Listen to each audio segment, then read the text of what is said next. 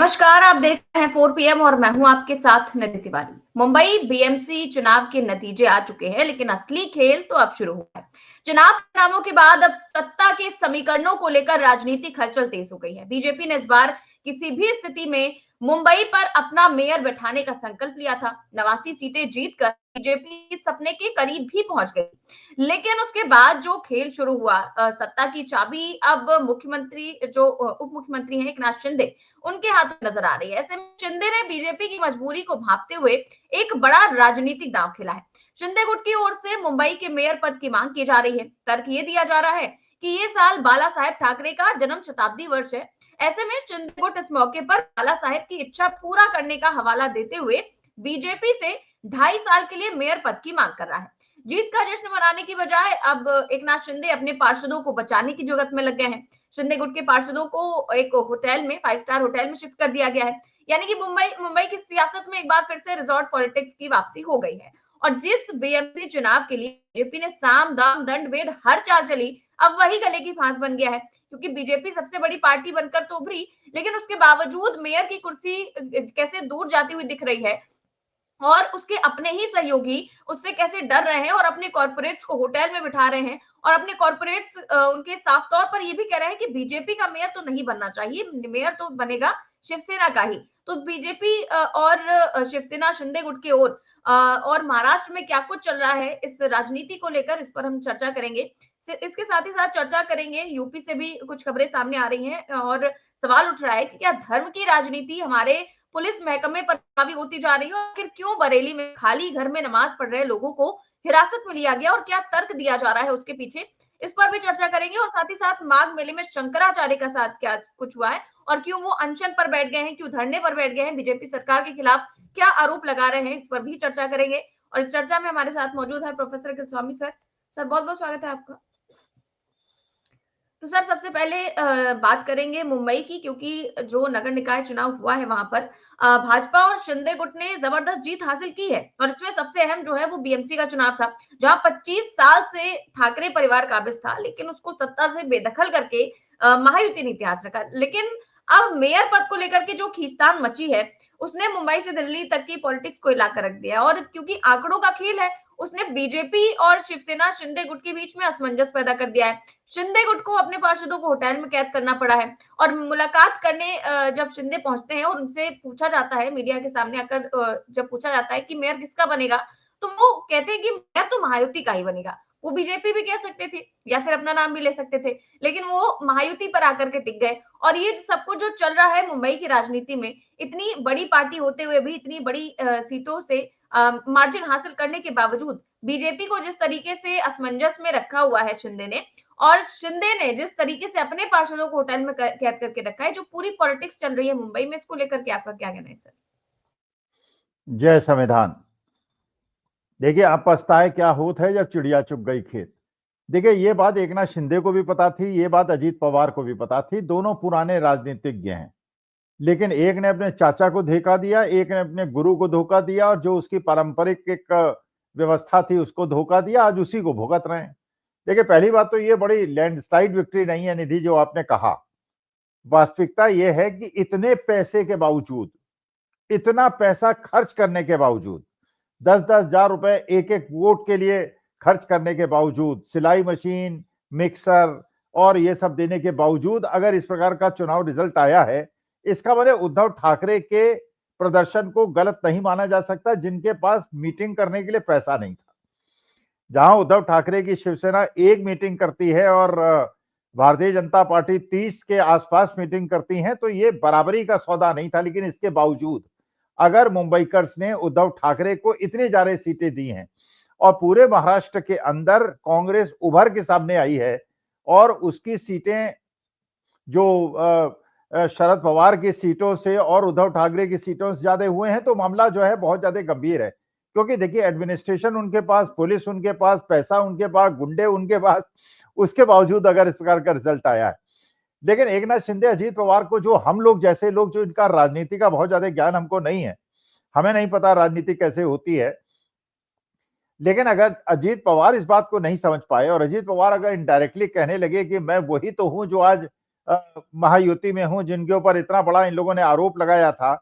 और भारतीय जनता पार्टी के प्रवक्ता खुले डिबेट में ये कह रहे हैं कि अगर अजित पवार ने बाएं दाएं करने की कोशिश की तो फाइल बंद नहीं है, कार्रवाई उन पे भी हो सकती है। देखिए, ये बात तो उन्हें एकनाथ शिंदे को तब सोचनी चाहिए थी जब उन्होंने बाला साहब ठाकरे के सिद्धांतों को तिलांजलि दी थी और असम जाके दारू पी के लाचे थे। अब ये देखिए कितने दिन तक अपने कॉर्पोरेटर्स को बचा लेंगे। भाई, कॉर्पोरेटर्स आज नहीं तो कल बिकेंगे। और ऐसा नहीं है कि बाकी पार्टियों के कॉर्पोरेटर्स नहीं बिकेंगे, क्योंकि उनपे भी ईडी सीबीआई के चाबुक हैं। और देखिए, इस प्रकार से ये बात बिल्कुल क्लियर हो गई है कि आज भी जो नहीं समझ रहा है, चाहे वो नीतीश कुमार हो, चाहे वो चंद्रबाबू नायडू हो, चाहे चिराग पासवान हो, नंबर सबका आएगा। कोई भी पॉलिटिकल पार्टी ऐसी नहीं है जिसको भारतीय जनता पार्टी छोड़ेगी, क्योंकि भारतीय जनता पार्टी ने ये ठान लिया है। और इसी कारण से जो बड़े बड़े नेता कांग्रेस छोड़ के भारतीय जनता पार्टी गए थे, थोड़े ही दिनों में उनकी सांस घुटने लगी और वापस आने की चेष्टा करने लगे। क्योंकि देखिए, वहां जाके ये बात बिल्कुल पक्की है कि आपका अस्तित्व बिल्कुल खत्म हो जाता है। ठीक है, जितिन प्रसाद चले गए, मंत्री बन गए, अशोक चौहान राज्यसभा सांसद बन गए, आरपीएन सिंह राज्यसभा सांसद बन गए, लेकिन आज के तारीख में क्या आपने गौरव वल्लभ को सुना है? गौरव वल्लभ कहीं दिखाई पड़ते हैं क्या? उनके वो आपको प्रवक्ता दिखाई पड़ते हैं? और वो प्रवक्ता कितने ज्यादा मतलब बौखलाए हुए हैं। एक प्रवक्ता है, लेडी प्रवक्ता है, जो कांग्रेस में 20 साल रही और अब वो भारतीय जनता पार्टी में चली गई। मैंने देखा न्यूज 24 में किस प्रकार की गाली गलौज पे उतर आई हूं। तो अगर भाई, फ्रस्ट्रेशन तो होगा, क्योंकि दिल कुछ कहता है, दिमाग कुछ कहता है। एक तरफ ईडी सीबीआई की जांच सिर पे लटकी रहती है और दूसरी तरफ अंतर्मन होता है। देखिए, ये तो आप भी हम जानते हैं कि हमारे बीच में जब भी ये हमें लगता है, हमारे दिमाग पे बोझ होता है कि भाई ये क्या करके आए हो, क्या तुमने बोल दिया। और इन लोगों की भी ऐसा तो नहीं, अंतरात्मा तो होती होगी, इनको भी लगता होगा कि कहा 20 साल गांधी की बात करने वाले आज गांधी को गाली देनी पड़ती है, आज इनको इंदिरा गांधी और पंडित जवाहरलाल नेहरू को गाली देनी पड़ती है। उन लोगों को गाली देनी पड़ती है जिनका 20 साल तक इन्होंने समर्थन किया, जिन्होंने इमरजेंसी का समर्थन किया, चाहे शहजाद पूनावाला हूं, चाहे वो राधिका खेड़ा हूं, चाहे वो आपके गौरव वल्लभ हूं, ये सारे लोग। तो देखिए, ये रोहन गुप्ता हूं, तो देखिए ये बात तो बिल्कुल सच है, ये बात बिल्कुल स्पष्ट है कि भारतीय जनता पार्टी छोड़ेगी तो किसी को नहीं। अपने ही नेताओं को नहीं छेड़ती तो इनको छोड़ने की क्या बात है? वो अपने ही नेताओं को नहीं छोड़ती। उनके यहाँ तो ये है कि भाई किसी को भी उठा के चीफ मिनिस्टर बना देंगे, किसी को उठा के प्रेसिडेंट बना देंगे। और जो तपे तपाए नेता है, कहाँ नितिन पटेल चले गए गुजरात के, कहाँ इतने कद्दावर नेता हुआ करते थे और डिप्टी चीफ मिनिस्टर होते थे। ये होता था कि अब चीफ मिनिस्टर बनेंगे, कहीं नाम वसुंधरा राजे का नाम आपको कहीं सुनाई पड़ता है क्या? शिवराज सिंह चौहान रुआंसे आपको नजर आते हैं? राजनाथ सिंह का किस प्रकार से अपमान होता है, नितिन गडकरी का किस प्रकार से अपमान होता है, और इसके बावजूद ये लोग सहन करते हैं। तो मेरे ख्याल से तो एक रिसर्च एक ये होनी चाहिए कि इतना अपमान सहने के बावजूद ऐसे दिग्गज नेता, क्या इनकी सबकी फाइलें खुल गई? केसी त्यागी हुआ करते थे, केसी त्यागी साहब बड़े नेता हुआ करते थे, मेंबर ऑफ पार्लियामेंट थे, राज्यसभा चले गए, नीतीश कुमार के दाएं हाथ माने जाते थे। नीतीश, अब केसी त्यागी को पार्टी से बाहर कर दिया गया। अब उनको नहीं समझ में आ रहा है कि वो भारतीय जनता पार्टी के साथ रहें, जेडीयू के साथ रहें या पाला पलटें। तो देखिए, ये वास्तविकता ये है कि देश की स्थिति और जिस प्रकार से इन सहयोगी दलों की स्थिति भारतीय जनता पार्टी ने बना दी है, और उसके बावजूद ये लोग अगर भारतीय जनता पार्टी के साथ लगे हुए हैं, तो ये शोध का विषय है कि ऐसा क्यों है।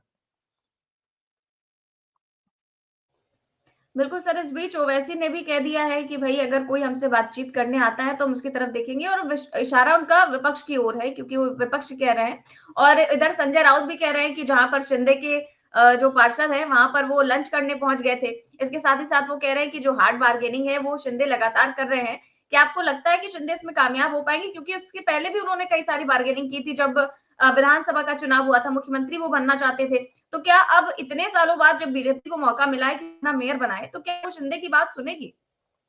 देखिए, शिंदे तो हो सकता है सुन लें, लेकिन शिंदे के कॉर्पोरेटर सुनेंगे कि नहीं, ये प्रश्न है।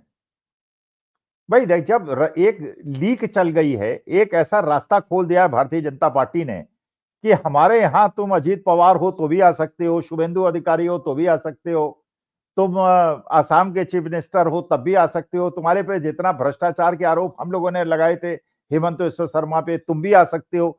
लेकिन बेटा, बाएं दाएं मत करना, फिर हमारी लाइन तुम्हें टो करनी पड़ेगी, फिर जो कहेंगे तुम्हें करना पड़ेगा। और अगर तुमने जरा चूं-चाक की तो उसके बाद फिर तुम्हारी फाइल खोल के तुमको अंदर करा देंगे। तो अंदर आने के तो रास्ते हैं, बाहर जाने के रास्ते नहीं है।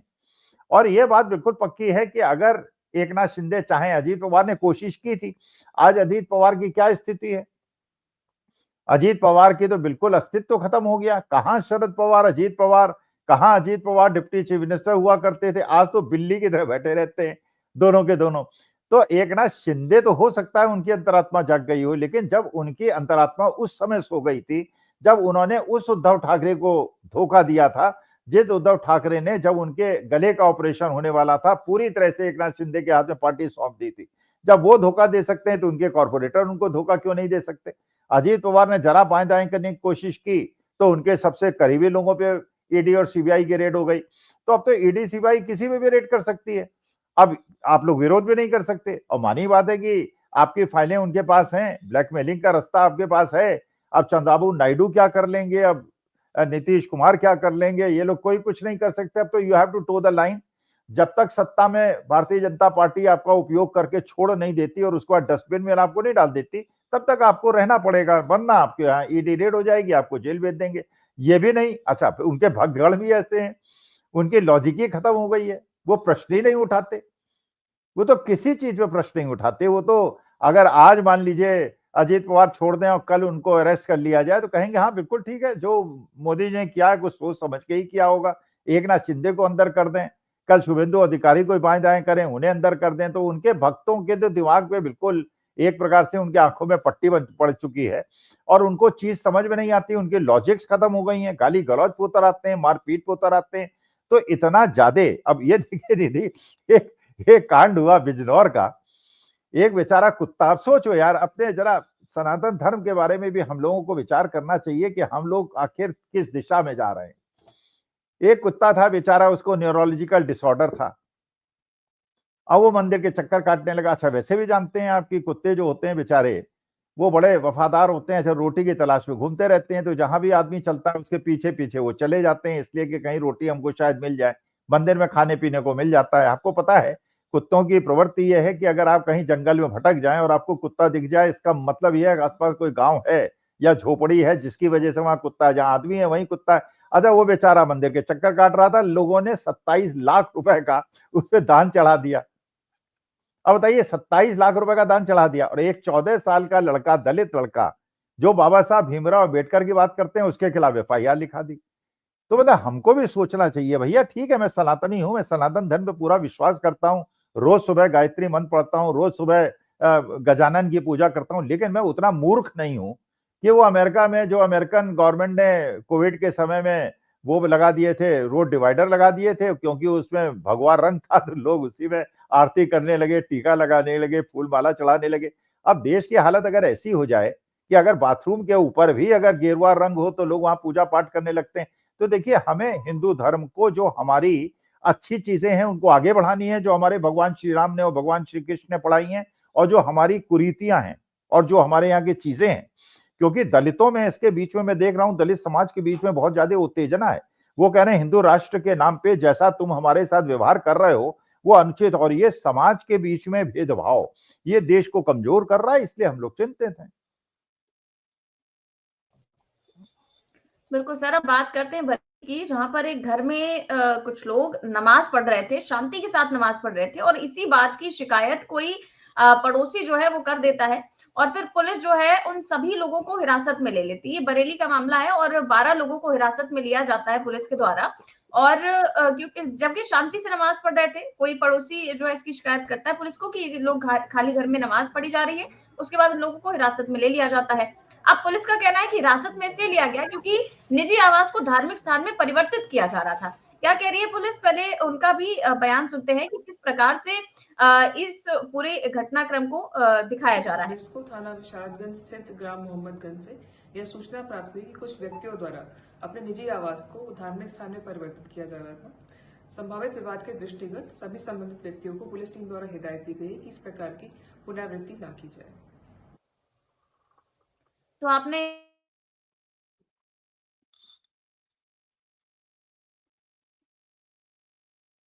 तो आपने देखा सर और इनका बयान भी सुना।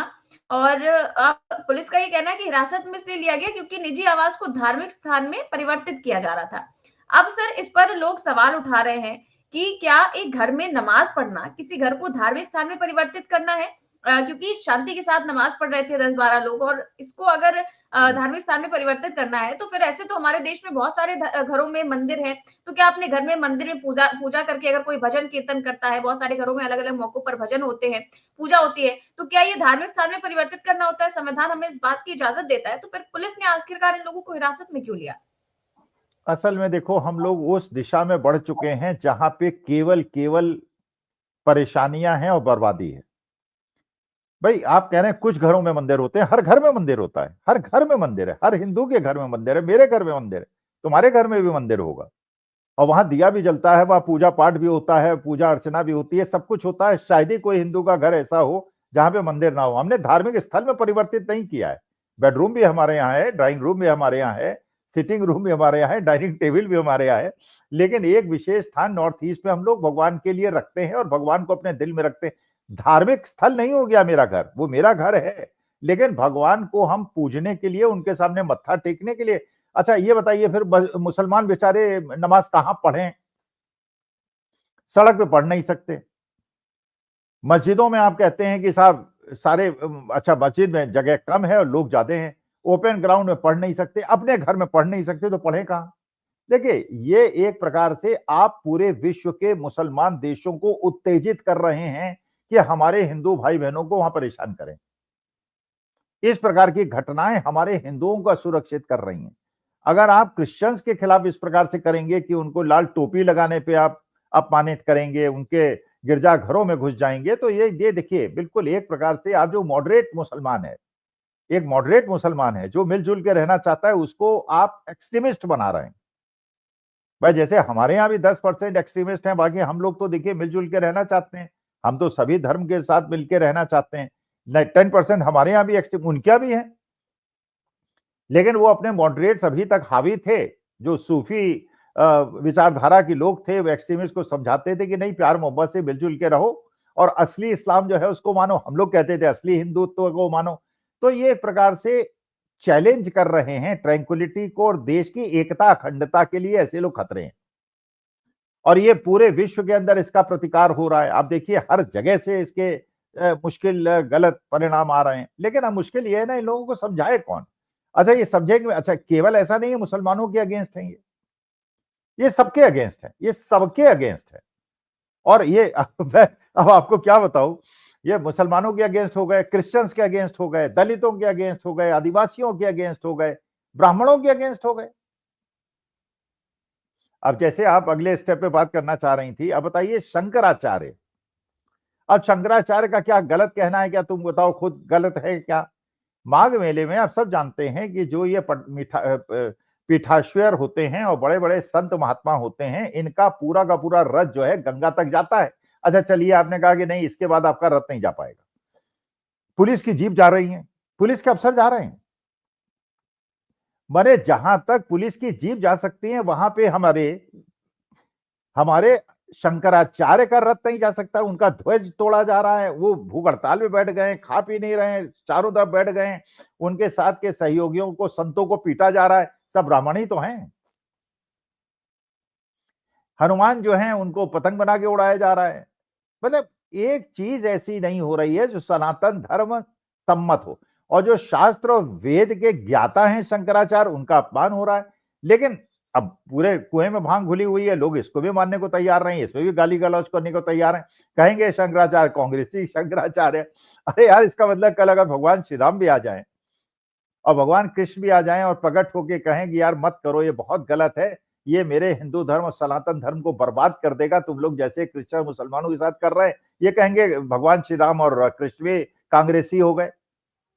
मतलब ये इन लोगों की जो मनोभावना है, मैं तो सही में मेरे को समझ में नहीं आया। वो कुत्ते पे 26 लाख रुपए का दक्षिणा चढ़ा दी और एक 14 साल के दलित बच्चे को, क्योंकि उसने अपनी भावनाएं प्रकट की, क्योंकि उसने प्रश्न पूछा, उस पर FIR लिखा दी। और यही कारण है आज की तारीख में देश के अंदर किस प्रकार की चीजें हो रही हैं। देश को तोड़ रहे हैं ये लोग, they are just dividing the nation. हम लोग कोशिश कर रहे हैं देश को जोड़ने की, हाथ जोड़ के प्रार्थना सबसे कर रहे हैं, 142 करोड़ लोग मिलजुल के चलो, हिंदू मुसलमान सिख ईसाई, लेकिन ये लोग देश को तोड़ के ही मानेंगे। हम भी जुटे हुए हैं, वो भी जुटे हुए हैं, वो तोड़ने में जुटे हैं, हम जोड़ने में जुटे हैं। देखते हैं कौन जीतता है। बिल्कुल सर, और जो शंकराचार्य वाली बात थी वो तो वाकई में आप देखिए कि जो सनातन के सम्मान की बात करते हैं और उनके राज्य में शंकराचार्य खुलेआम अपमान का आरोप लगा रहे हैं, बल्कि वो खुद सनातन के अपमान का आरोप वो लगा रहे हैं। पिछले 24 घंटे में जिस तरीके की तस्वीरें वहां से सामने आई हैं, क्योंकि यहाँ के जो मुख्यमंत्री है उनको तो कहा जाता है कि वो हिंदुत्व का प्रचार करते हैं, बहुत जो है वो उसको लेकर के आतुरित रहते हैं। लेकिन जब मौनी अमावस्या के मौके पर स्नान होता है और शंकराचार्य का इस तरीके से अपमान होता है कि वो बिना स्नान किए वापस लौट जाते हैं, रात भर धरने पर बैठे रहते हैं, वो मौन व्रत धारण कर लेते हैं और कहते हैं कि जब तक यूपी की पुलिस ससम्मान हमें स्नान कराने के लिए नहीं ले जाती है तब तक हम नहीं जाएंगे। उनकी गलती सिर्फ इतनी सी थी क्योंकि वो बता रहे हैं कि हम जब पहले आते थे तो भीड़ बहुत ज्यादा जमा हो जाती थी, भगदड़ की स्थिति होती थी, इसीलिए कोई मुझे शौक नहीं लगा है कि मैं अपने रथ पर बैठकर जाऊं। लेकिन रथ पर इसलिए बैठते हैं कि भगदड़ ना मचे, और उसी रथ को लेकर के यूपी पुलिस इतना बवाल मचा रही है कि अगर वो रथ से जाएंगे तो फिर हम स्नान करने के लिए नहीं जाने देंगे। वाकई में ये जितना बड़ा अपमान है, और क्या आपको लगता है कि ये बहुत बड़ा विवाद अगर पैदा हो जाएगा अगर वो वाकई में स्नान किए बिना वहां से लौट जाते हैं और ये सारी चीजें लगातार अभी भी चल रही हैं? नहीं, मुश्किल क्या है ना, हमारे देश की सारी समस्याओं की जड़ जो है वो गोदी मीडिया है। गोदी मीडिया इस खबर को भी ऐसे उड़ाएगा जैसे कल एक बड़ी तगड़ी खबर उड़ी, तुमने भी सुनी होगी, सोशल मीडिया में, फेसबुक में 50 लोगों ने, भारतीय जनता पार्टी समर्थकों ने चलाई। उन्होंने खबर चलाई कि साहब भारतवर्ष ने अमेरिका को झटका देते हुए पल्सेस के इंपोर्ट पे 30% टैरिफ लगा दिया। तो अमेरिका ने 50% टैरिफ लगाया, हमने भी 30% टैरिफ लगाया। बड़ा, अब बड़ा वीरता, और ये गोदी मीडिया, ये चैनल, वो चैनल। अच्छा, मैंने ग्रोक से पूछा ये बताइए अमेरिका से कितना ज्यादा पल्सेस इंपोर्ट होती हैं। ग्रोक ने कहा कि वास्तविकता यह है कि हमारे देश के अंदर, भारतवर्ष के अंदर जो इंपोर्ट होता है वो ऑस्ट्रेलिया से होता है, वो कनाडा से होता है, वो नाइजीरिया से होता है, और अमेरिका से बहुत ही कम पल्स इंपोर्ट होती है, बहुत कम। बल्कि हम एक्सपोर्ट करते हैं अमेरिका को, हम एक्सपोर्ट करते हैं, बांग्लादेश को करते हैं, यूएई को करते हैं, म्यांमार को करते हैं, माने हम मोजाम्बिक से मंगाते हैं, ऑस्ट्रेलिया से मंगाते हैं, कनाडा से मंगाते हैं, और अमेरिका से इंपोर्ट ही नहीं। हमें जिस चीज का इंपोर्ट ही नहीं होता उसमें ड्यूटी बढ़ा दो, क्या अंतर पड़ रहा है? अमेरिका भी कहता है बढ़ा दो यार, जब हमें तुम्हें बेचनी ही नहीं तो हमारे पे इंपोर्ट ड्यूटी का क्या अंतर पड़ेगा? तो लेकिन माहौल ऐसा बना देते हैं लोग, और उस माहौल में जनता जो है, अब एक तो इनके पास सारे गुंडे बदमाश हैं, पैसा है, बड़े बड़े राष्ट्रीय सेठों का पैसा है, उस पैसे से ये अपना करते रहते हैं कुछ बाएं दाएं। अब वो कुत्ते को ही इन्होंने भक्त बना दिया, उसी पे 28 लाख रुपए चढ़ा दिए। अब जब इतना ज्यादा पागलपन आ जाए लोगों के दिमाग में कि अपने सनातन धर्म को न समझे और अपने धर्म के मर्म को न समझे, भाई इस्लाम में भी यही बताया, हमारे यहाँ भी बताया, जीसस क्राइस्ट ने भी वही बताया, भगवान बुद्ध ने भी वही बताया, सब गुरु नानक ने भी वही बताया, सबने बताया सद्भाव, प्यार। और सिख संप्रदाय से आपको सीखना चाहिए किस प्रकार से वो तो मस्जिद बनवा देते हैं, अपनी जमीन दे दे के मस्जिद बनवाते हैं। किस प्रकार से मुसलमान हमारे हिंदू भाइयों को, डूबते और जलते हुए भाइयों को बचाते हैं। आपस के प्रेम और सद्भाव की खबरें ये लोग दबा देते हैं, और जहां घृणा की कोई बात होती है वहां उसको बढ़ा चढ़ा के बताते हैं, लिंचिंग हो जाती है। और असम के चीफ मिनिस्टर खुलेआम कत्लेआम की अपील करते हैं। माने देश की अगर ये अवनति हो गई उसके बाद लोग अगर समझने को तैयार नहीं है, भाई देखिए हम तो कोशिश कर रहे हैं, हम तो कह रहे हैं हमारे लिए तो शंकराचार्य भी पूज्य हैं, और जितने एक संत महात्मा है, नाम तो मैं नहीं लूंगा वरना मानना का केस हो जाएगा। अब वो सही है कि गलत मुझे नहीं पता, सोशल मीडिया में फैल रही है। वो आजकल बताते हैं कि ब्राह्मण जो है वो संतान की उत्पत्ति के लिए वो मंत्रों से दूर रहते थे और मंत्रों से वो कर देते थे। मतलब इस तरह की मूर्खतापूर्ण बात करके हम ब्राह्मणों का अपमान कर रहे हैं, लेकिन ब्राह्मणों को भी नहीं समझ में आ रहा है कि किस प्रकार सनातन का अपमान हो रहा है और हमारे गुरु शंकराचार्य का अपमान हो रहा है, जो वेद और शास्त्र के ज्ञाता हैं। लेकिन अब क्या करें इन लोगों का, जो बिल्कुल उनकी मति भ्रम हो गया है। अब कुछ समझ में नहीं आ रहा है कैसे इस कुचक्र से हम लोग बाहर निकले। इनका केवल उद्देश्य है चुनाव जीतना, केवल उद्देश्य है चुनाव जीतना, किसी प्रकार से। अब मानी बात है, देखिए एक इलेक्शन तो आप नहीं लड़ सकते बिना पैसे के, तो आप इलेक्शन नहीं लड़ सकते। अगले के पास है 500 करोड़ रुपए लड़ने के लिए, आपके पास 50 रुपए नहीं है। अरे मैं अगर इलेक्शन लड़ूं तो मेरे पास कार ही नहीं है, मैं टैक्सी ले लेके थोड़ी मीटिंग करने जाऊंगा। अच्छा, एक मीटिंग का मंच बनवाना है, फिर लोगों को इकट्ठा करना है। मैं तो अगर कभी लड़ जाऊं तो मैं तो अपने घर में 4 लोगों को चाय नहीं पिला सकता, तो मैं इलेक्शन क्या लड़ूंगा। मैं कहूंगा भैया चाय वाय नहीं पिलाऊंगा यार, वोट देना है दे देना भैया, नहीं तो जाओ अपने घर जाओ, तुम्हारा काम जानो। वहां दारू बटती है, वहां पूरे ये 2-2, 3-3 लाख रुपए पर डे का खर्चा होता है, लड्डू भी मिलते हैं, खाने को भी मिलता है, चाय भी मिलती है, पकौड़े भी मिलते हैं। हम तो भैया एक दिन ना इसको झेल पाए। तो ऐसे समय में ईमानदार और सही आदमी का इलेक्शन लड़ना ही बड़ा मुश्किल है। और इनका काम ही केवल इलेक्शन लड़ना है, इसके अलावा इनका कोई देश से कोई लेना देना नहीं है। अब आपने देखिए डॉलर की तुलना में रुपए की कीमत क्या हो गई, 90.85। शेयर मार्केट आज टूट गया है। अब शेयर मार्केट में करीब करीब हर आदमी का पैसा लगा हुआ है, क्योंकि इन्होंने यूनिफाइड पेंशन स्कीम लगा दी, LIC में प्रीमियम करीब करीब सब लोग देते हैं। शेयर मार्केट आज भी टूट गया। मतलब 1.5 साल पहले जो शेयर मार्केट की स्थिति थी, आज मार्केट उससे 3% नीचे है। मैंने 1.5 साल में कमाया तो कुछ नहीं, हमने 3% गंवा दिया।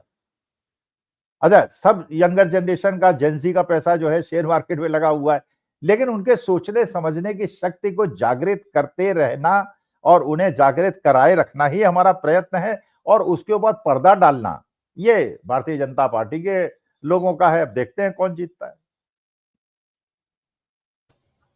बिल्कुल सर, वाकई में देखते हैं कौन जीतता है। जीतेंगे तो वैसे वही जो सारे साम दाम दंड भेद खेलने में माहिर है, और उसके बावजूद अभी जिस तरीके की रस्साकशी चल रही है वो हैरान करने वाली है मुंबई में। बहुत बहुत शुक्रिया सर आपका आज की चर्चा के लिए। तो आप देख रहे थे आज की चर्चा, कैसी लगी आपको हमें कमेंट बॉक्स में अपनी राय जरूर दें। चैनल को सब्सक्राइब भी करें और ज्वाइन भी करें। नमस्कार।